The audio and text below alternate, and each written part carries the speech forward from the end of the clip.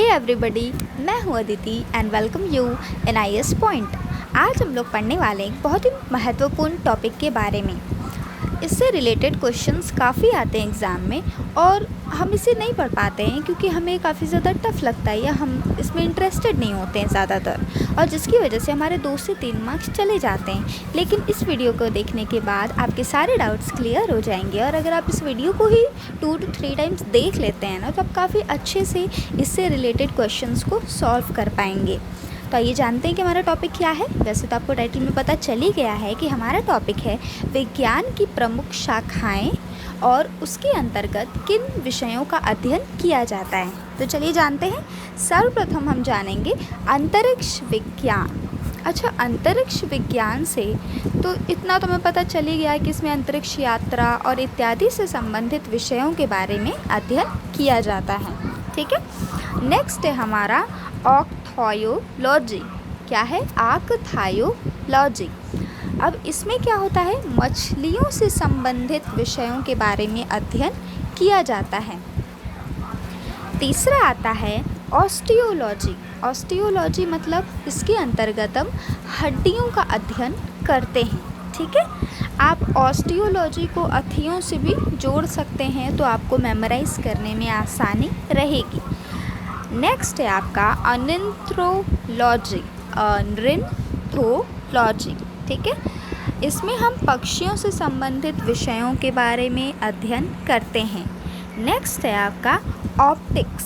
Optics में हम प्रकाश तथा गुण एवं उसकी संरचना से जुड़े टॉपिक्स पे अध्ययन करते हैं। अच्छा, आप इसे इस तरीके से भी मेमोराइज कर सकते हैं। आपने लेंसेज के नाम तो सुने ही होंगे ना, और उसमें एक लेंस आता है जिसे हम ऑप्टिकल लेंस भी कहते हैं। तो अब लेंस का रिलेट किससे होता है? प्रकाश से ही तो होता है ना।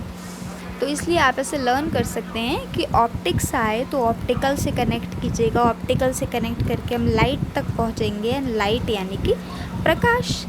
आगे चलते हैं इकोलॉजी। इकोलॉजी तो आप सभी जानते होंगे ना। इकोलॉजी यानी कि इकोसिस्टम। इकोसिस्टम यानी कि पारिस्थितिकी का अध्ययन। नेक्स्ट है इक्राइनोलॉजी। इक्राइनोलॉजी में गुप्त सूचनाएं से संबंधित विषयों के बारे में अध्ययन किया जाता है। नेक्स्ट है आप लोगों का एनाटॉमी। एनाटॉमी में क्या होता है?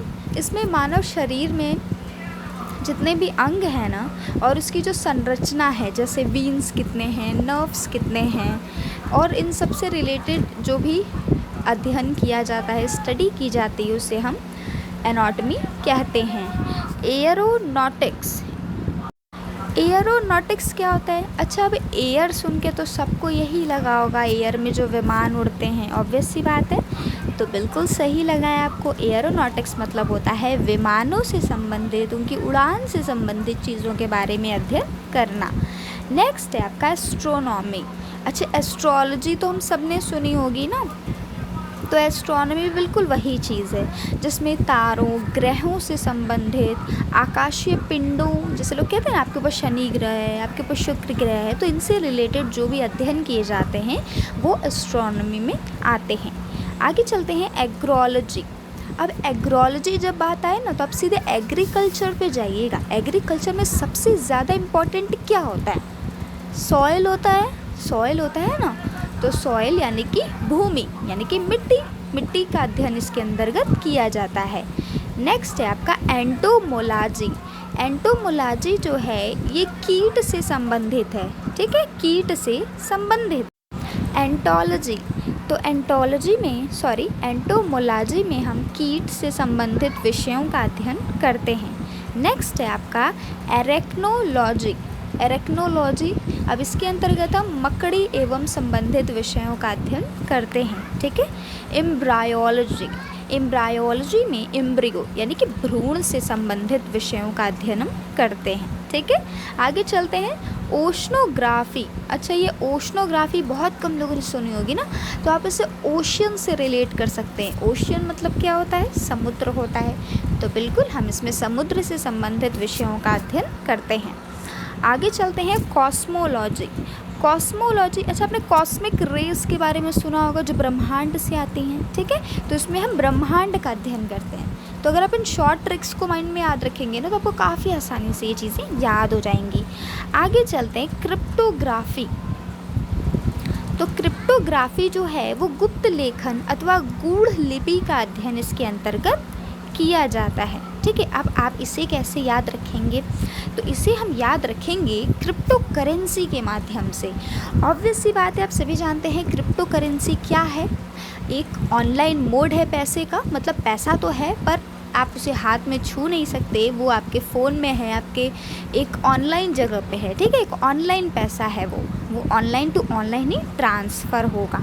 ठीक है, तो उसमें सबसे ज़्यादा इम्पॉर्टेंट क्या होगा? पासवर्ड होगा, उसे बहुत ही सीक्रेटली गुप्त रूप से रखना होगा ना। तो गुप्त रूप से अगर आप पासवर्ड लिखेंगे, अगर आप किसी को दिखा के पासवर्ड लिखेंगे तो उसे पता चल ही जाएगा। तो बिल्कुल इसे आप इसी तरीके से याद रखिएगा कि गुप्त लेखन अथवा गूढ़ लिपि का अध्ययन इसके अंतर्गत किया जाता है। किसके अंतर्गत? क्रिप्टोग्राफी के अंतर्गत। आई होप आपको ये तो लर्न भी हो गया होगा। आगे चलते हैं गायनोकोलॉजी। अब हमने काफ़ी सुना होगा गायनेकोलॉजिस्ट। गायनेकोलॉजिस्ट के बारे में सुना है, या फिर गायनिक, काफ़ी सारे नाम होते हैं। तो ये मादाओं के प्रजनन अंगों का अध्ययन इसके अंतर्गत होता है। ठीक है, आगे चलते हैं जियोलॉजी। जियोलॉजी में पृथ्वी के जो आंतरिक संरचना है उसका अध्ययन किया जाता है। आगे चलते हैं जेमोलॉजी। तो जो जेमोलॉजी है, जेम्स हम कहते हैं ना रत्नों को, तो हम इसके अंतर्गत रत्नों का अध्ययन करते हैं। आगे चलते हैं टेराटोलॉजी। ये टेराटोलॉजी का मतलब टैरोट कार्ड रीडर वाली लॉजी नहीं है। टेराटोलॉजी मतलब होता है ट्यूमर का अध्ययन करना। ट्यूमर यानी एक तरह की पथरी। ठीक है, आगे चलते हैं टेक्टोलॉजी। टेक्टोलॉजी में क्या करते हैं हम? पशु शरीर का रचनात्मक संगठन होता है। डर्मेटोलॉजी में त्वचा से संबंधित रोग यानी कि स्किन डिजीजेस। पैथोलॉजी में रोग के कारण एवं संबंधित विषयों का अध्ययन किया जाता है।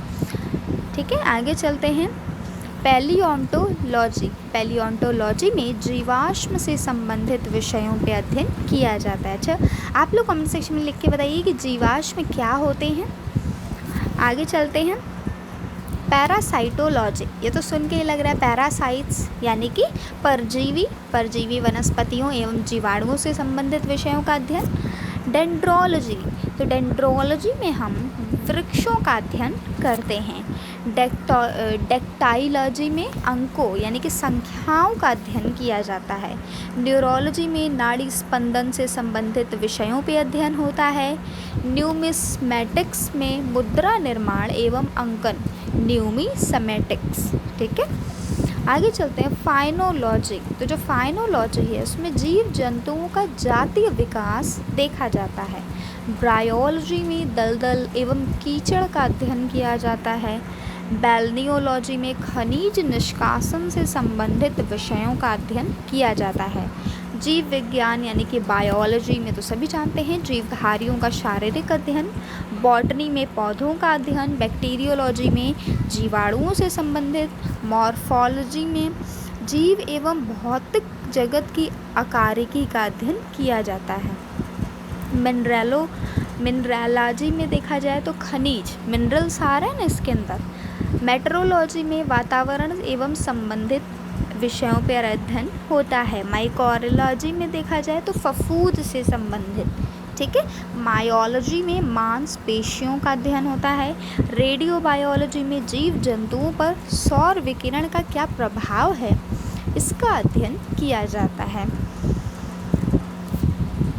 फिर आते हैं लिथोलॉजी में। लिथोलॉजी में चट्टान एवं पत्थर इत्यादि से संबंधित विषयों पे अध्ययन किया जाता है। लिम्नोलॉजी में आते हैं तो उसमें झीलों एवं स्थलीय जल भागों का अध्ययन होता है।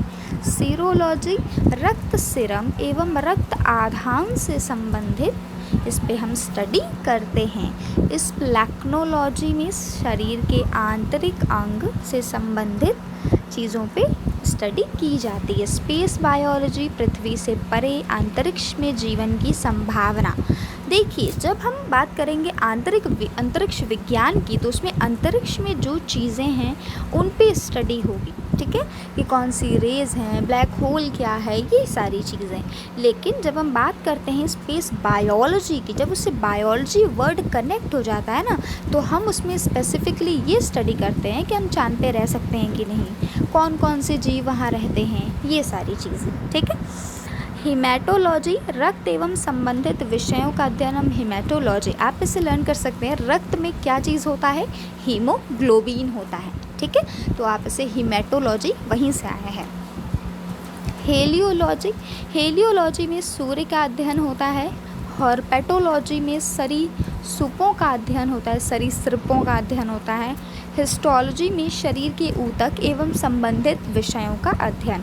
और हिप्रोलॉजी अगर हम पढ़ेंगे तो निद्रा से संबंधित विषयों का अध्ययन इसी के अंतर्गत किया जाता है। आई होप आपको ये सारे नाम याद हो जाएंगे। आप इस वीडियो को शेयर कर सकते हैं ताकि उसके बाद आप और आपके फ्रेंड डिस्कस करके भी एक दूसरे से जान सके कि आप दोनों को कितना लर्न हुआ है। एंड इस वीडियो को जितना हो सके शेयर कीजिए। अगर आपको अच्छा लगा हो, आपके लिए हेल्पफुल रहा हो तो लाइक कीजिएगा। और जीवाश्म मुझे ज़रूर बताइएगा कि क्या होता है, चाहे आप उसे कहीं से सर्च करके बताइए, कहीं से पढ़ के बताइए, लेकिन बताइएगा ज़रूर। क्योंकि ना, जैसे अगर आप उसे सर्च करते हैं तो एटलीस्ट आप 5 मिनट उसे कंसंट्रेशन के साथ देंगे, क्योंकि मैंने आपसे पूछा है तो ऑब्वियसली आप उसे देंगे तो वो आपके दिमाग में एक जगह अच्छे से फिट हो जाएगा। आप उसे एक बार पढ़ेंगे, फिर एक बार कमेंट में लिखेंगे, तो it's very helpful for you. और चैनल को अगर आपने सब्सक्राइब नहीं किया है तो कर लीजिएगा। Thank you so much for watching.